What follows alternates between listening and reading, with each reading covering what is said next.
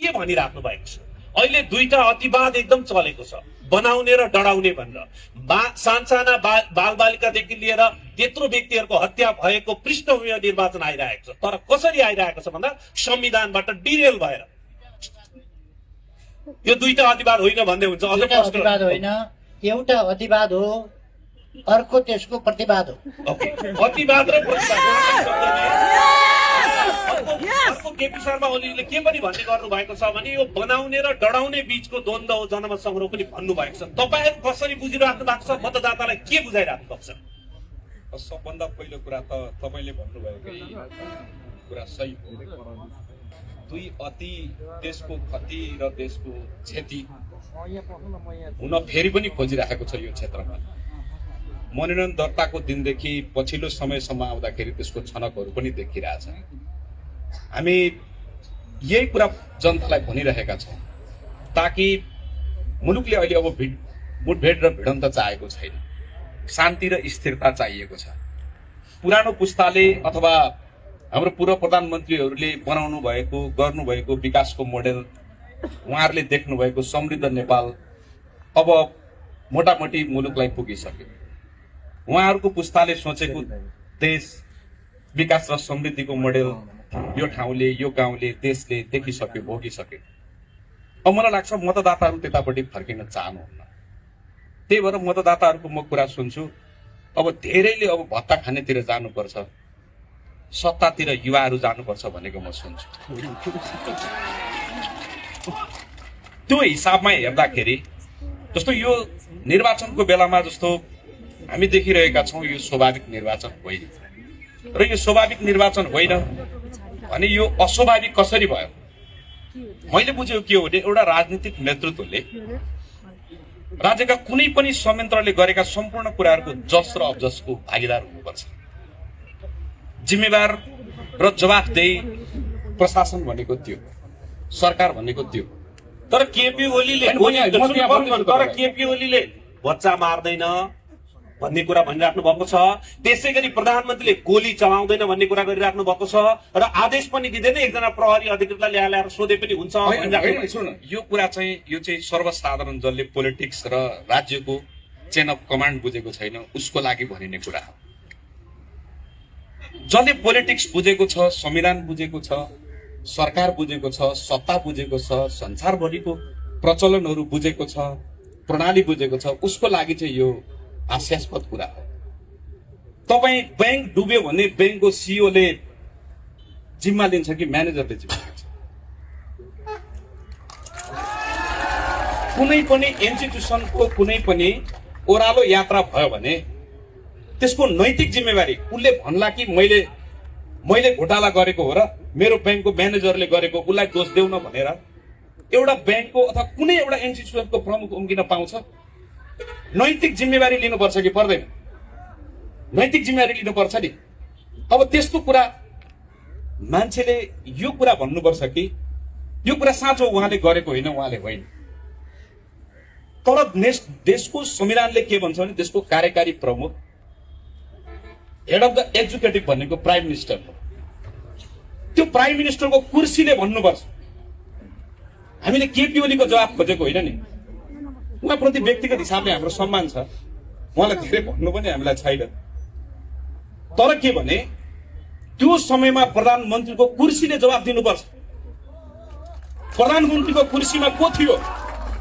ABCD जो भए पनि उसले नैतिक जिम्मेवारी लिनुपर्छ त्यो परिस्थितिको त्यो क्षतिको त्यो तमाम विनाशको त्यो उहाँ मात्रै भएर होइन त्यो ठाउँमा म थिएँ भने पनि अथवा अमुक अरू कोही थियो भने पनि लिनुपर्छ कुनै पनि संस्थाको प्रमुखले त्यो संस्थाको दुर्दशाको मुखदर्शक भनेर मैले होइन अर्कोले भनेर उम्किन पाउँदैन त्यहाँ आगो लगाउन जाँदाखेरि जुन किसिमका भिडियोहरू सार्वजनिक भएका छन् नि तमाम पार्टीका नेता कार्यकर्ताहरू जसरी देखिएका छन् तिनको जिम्मेवारी चाहिँ हुँदैन कि के होइन, हुन्छ? त्यो पनि छ। जस्तै नेकपा तत्काल अब नेपाली कम्युनिस्ट पार्टी भयो तपाईँहरूको, नेकपा माओवादीकै कार्यकर्ताहरू खुल्लमखुल्ला जलाउन हिँडेको, रासोपाका कार्यकर्ता झण्डा ओढेर देश डढाउन हिँडेको प्रश्न देखिया छ नि त। एकदम। त्यसको जिम्मेवारी चाहिँ लिने कि म तपाईँले उठाउनु भएको प्रश्नको नैतिक जिम्मेवारी चाहिँ म अहिले केपी ओलीजीलाई प्रश्न गर्ने दिनुपर्छ।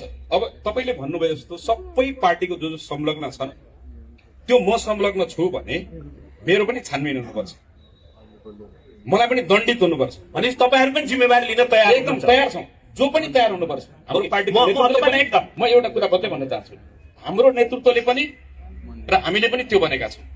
यो छानबिन आयोग के को लागि बनेको? अघि मैले पूर्व प्रधानमन्त्रीज्यूले भन्नुभयो, म पनि भन्न चाहन्छु यो छानबिन समितिको प्रतिवेदनको मिति 25 दिन थपियो। यो विगतको अरू आयोगहरूको जस्तै बेपत्ता आयोग हुने गरी यत्रो ठुलो 36 अर्ब भन्दा ठुलो, जसलाई 2,96,00,000 नेपालीहरूको टाउकोमा बाँड्यो भने 1,200 रुपियाँ पर व्यक्ति ऋण थपिँदो रहेछ। अब तपाईँले एकदम ठिक कुरा त्यसको बताउनुहुन्छ। त्यो म मन्थराजीसँग प्रतिवेदन जाउँ अनि फेरि आउँछु। र अहिले मैले यति भने यो निर्वाचन चाहिँ जवाबदेही र जिम्मेवार अनि पारदर्शी नेतृत्व चाहियो भन्ने कुरा पनि हो यो निर्वाचन। ओके, चाहिँ गर्न सक्नु भएन भनेको कुरा हो। एउटा कुरा नि यो पनि अघि रञ्जित बाबुले भन्नुभयो नि, यो साधारण मान्छेलाई भन्न काम लाग्छ, राजनीति गर्ने मान्छेलाई काम लाग्दैन। साधारण मान्छेले पनि बुझेको कुरा राजनीतिज्ञले बुझ्दैन भने त अनौठो हो। साधारणले पनि बुझ्छ, राजनीतिज्ञले पनि बुझ्नुपर्छ। भ्रष्टाचारको विरुद्धको कारबाही प्रधानमन्त्रीले गर्दैन, कारबाही गर भन्छ, संस्थाहरूलाई निर्देश गर्छ। मैले अख्तियार दुरुपयोग अनुसन्धान आयोग होस् अथवा प्रहरी छानबिनकर्ता प्रहरी होस्, अभियोजनकर्ता सरकारी वकिलको कार्यालय अथवा महान्यायाधिवक्ता होस् अथवा न्याय दिने अदालत होस्, कसैलाई नगर होइन गर भनेको छु मैले। तर त्यो पहिले सेटिङमा नियुक्ति हुन्छ अनि काम हुँदैन भन्ने आरोप आयो कि कहाँ सर्वोच्च अदालतको न्यायाधीश सेटिङमा नियुक्ति भएको छ? त्यसो भए त अहिले कुरो हाम्रो पक्षमा फैसला गर्थ्यो होला नि त। कहाँ गरेको छ त? यति सबै हुँदाखेरि पनि कहाँ गरेको छ? म उहाँसँग आएर तपाईँसँग आउँछु। म उहाँ यही विषयमा एउटा थप्न चाहन्छु। छोटोमा म थप्न चाहन्छु भने देशको प्रधानमन्त्री कार्यकारी भनिसके पछाडि देशको संवैधानिक परिषदको पनि प्रमुख प्रधानमन्त्री हुन्छ। त्यसमा अख्तियारको प्रमुख, निर्वाचन आयोगको प्रमुख, मानव अधिकार आयोगको प्रमुख, राष्ट्रपति उपराष्ट्रपति, राष्ट्रिय सभा प्रतिनिधि सभाका प्रमुखहरू भनेको यो देशको शासन सत्ताका प्रमुखहरू बसेको, जसलाई संवैधानिक परिषद भनिन्छ। त्यो संवैधानिक परिषदको अध्यक्षता कार्यकारी प्रमुखको हिसाबले प्रधानमन्त्रीले गर्ने हुन्छ। त्यसको अख्तियारको प्रमुख पनि हुन्छ। यदि देशको प्रधानमन्त्रीले चाहँदाखेरि भ्रष्टाचार, त्यो संवैधानिक परिषद मार्फत प्रधानमन्त्रीले भ्रष्टाचार सम्बन्धी अनेकौं फाइल र अनेकौं प्रकारका भ्रष्टाचारका मुद्दाहरूलाई, काण्डहरूलाई चाहँदाखेरि 24 घण्टामा 24 वटा फाइल पल्टाउन सक्छ। ओके, उहाँको पालोमा भएन एउटा कति भने नि कुरा हो। अहिलेका प्रधानमन्त्रीले के भन्नुभएको थियो? प्रधानमन्त्री हुनुभन्दा ठिक्क अगाडि भने भ्रष्टाचार नियन्त्रण ठुलो कुरा होइन, 5 दिनमा गर्न सकिन्छ, 5 दिनमा गरिदिन्छु। गफै त हो, सम्धि भन्छन् क्या, 5 दिनमा गर्छु भन्नुभयो।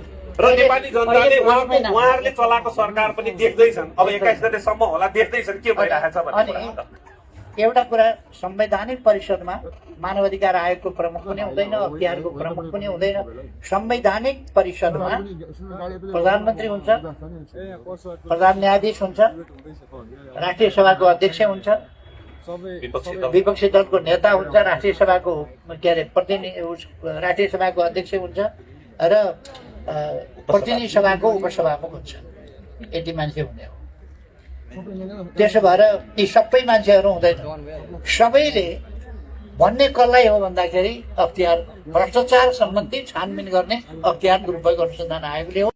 मैले अधिकार दिने होइन, संविधानले दिएको। मानव अधिकार आयोगले प्रधानमन्त्रीलाई पनि प्रश्न सोध्छ, प्रधानमन्त्रीलाई पनि स्पष्टीकरण सोधिन्छ। विभिन्न सानातिना कुराहरू छन्। हामीले यदि प्रेस जगतलाई अलिकति रोक्न खोज्यौँ भने सूचना आयोग अगाडि आइपुग्छ प्रश्न सोध्न, किन रोक्यौ भनेर। यस्ता कानुनले सबैलाई आफ्ना आफ्ना ठाउँमा राखेका हुन्छ। प्रधानमन्त्री कार्यकारी प्रमुख हो, तर जे मन लाग्यो त्यही गर्न पाउँदैन, गर्न दिनु पनि हुँदैन प्रधानमन्त्रीलाई, म अब किन स्वेच्छाचारी हुन्छ। म अब रञ्जित यतापट्टि आएँ। लक्ष्मीजी जस्तै तपाईँहरू अहिले टाइम दिनु। म एकदम छोटोमा के राख्न चाहन्छु भने अहिले विकास एक दुईवटा मोडेल देखाएर जो कुरा भइरहेछ नि, हामीले त देशको प्रधानमन्त्री बनाएको नि विगतमा यहाँबाट। देशको प्रधानमन्त्रीले 5 वर्ष 10 वर्ष संविधान बनेको 10 वर्षमा 5 वर्षमा प्रधानमन्त्री हुनुभयो, उहाँले स्वीकार्नुभयो। शिक्षा ऐन अहिलेसम्म आयो, हामी एउटा दुईटा स्कुलको कलेजको कुरा गरिरहेछौँ नि। स्वास्थ्य ऐन आयो, 3वटा सरकार छ नि हाम्रो। प्रहरी ऐन आयो, निजामती कर्मचारी ऐन आयो। एउटा राज्यले गर्नुपर्ने नियम कानुन बनाएर शासन गर्ने हो नि राज्यले। एउटा नियम कानुनको जुन मूल नियम कानुन बनाउनु पर्ने त्यो एउटा पनि बनेन। तपाईँको नेतृत्वले मसँग जादुई नम्बर छ भन्दै सरकार परिवर्तन गर्दै गर्दै अस्थिरता मचाएपछि त्यो पनि अर्को कुरा के हो भने 32 सिट भएको पार्टीले 10 वर्षको इतिहासमा सबभन्दा धेरै सुशासनको र भ्रष्टाचारको विरुद्धको फाइल खोल्दा खोल्दै उहाँहरूले पछार्नु भएको हो नि त उहाँलाई। त्यो बिर्सिनु भयो नि तपाईँहरूले। गिरीबन्धुको कुरा उठाउँदै गर्दा हो नि, अरू धेरै भ्रष्टाचारका मुद्दाहरूको फाइल खुल्दै गर्दा हो नि। त्यो सत्य त तपाईँहरूले भुलिदिनु भएन नि। अनि म तपाईँलाई भन्न चाहन्छु पूर्व प्रधानमन्त्रीज्यूलाई, यहाँ स्कुल कलेजको त मलाई हालत थाहा छ कि कति प्राइमरी स्कुलको के छ। गौरीगञ्ज कलेजमा 100 जना विद्यार्थी छन् प्रधानमन्त्रीज्यू। गौराजा क्याम्पसको भवन नभएर स्कुलमा पढाइराखिएको छ। 300 भन्दा बढी विद्यार्थी छैनन्। आकर्षक प्रोग्राम छैन प्रधानमन्त्रीज्यू। रिमोट एरियामा भूमिहीन सुकुम्बासी र मजदुरका छोराछोरीहरूले अहिले पनि शिक्षा दीक्षा राम्रो पाउन सकेका छैनन् प्रधानमन्त्रीज्यू। तपाईँले भन्नुभएको यो अब सुन्नु न, मैले एउटा सुन्नु न रञ्जितजी, पूर्व प्रधानमन्त्रीले भ्यू टावर बनाउनु भयो। गौरीगञ्ज गौरादको तल्लो बेड यहाँ माथि चपेटीमा कहिलेकाहीँ साथीहरू यसो हावा खान जानुहुन्छ, त्यहाँ फोन लाग्दैन। तपाईँले यत्रो भ्यू टावर बनाउनु भयो, यहाँ टेलिफोनको टावरको कुरा छ जनताको।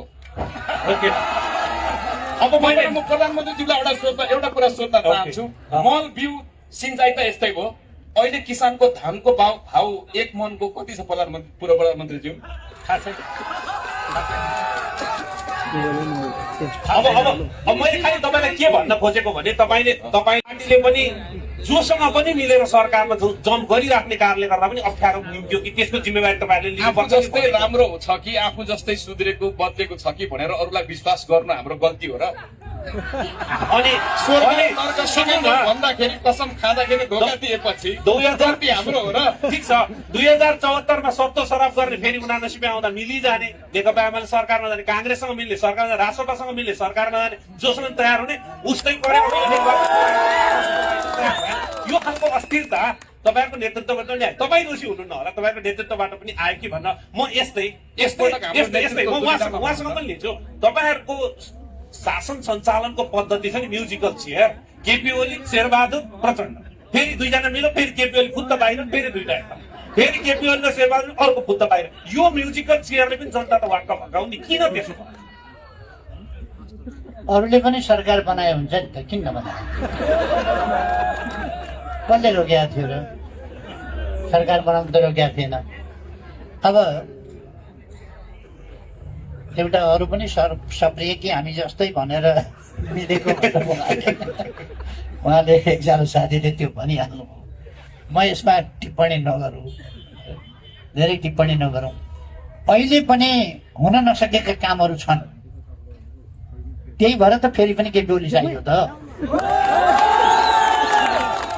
अहिले पनि पुरा गर्न बाँकी कामहरू छन्। विद्यालयहरू अहिले पनि बनाउन बाँकी छन्। केही बनाइए, दमक क्याम्पस हेर्नुहोस् बनाइयो, अरू विद्यालयहरू बनाइएका छन्, हस्पिटलहरू बनाइएका छन्। दमकमा यतिको अहिले 1500 को चाप। मैले हिजो मात्रै गएर हेरेँ, म त्यहाँ हिँड्दै थिएँ, मलाई अलिकति टाउको भारी भए जस्तो लाग्यो। हस्पिटलको अगाडि पुगेँ। म हस्पिटलको अगाडि पुगेपछि म हस्पिटलभित्र पसेर ब्लड प्रेसर चेक गराएँ। कहीँ ब्लड प्रेसरले हस्पिटलै अगाडि पुगिसकेको छु भने किन नजाउँ भनेर त्यसमा पनि यसो प्रश्न उठाएको जस्तो पनि मैले कता कति सुने। अब हस्पिटल नगएर के 21 गतेसम्म ब्लड प्रेसर केही भयो भने हस्पिटल नजाने?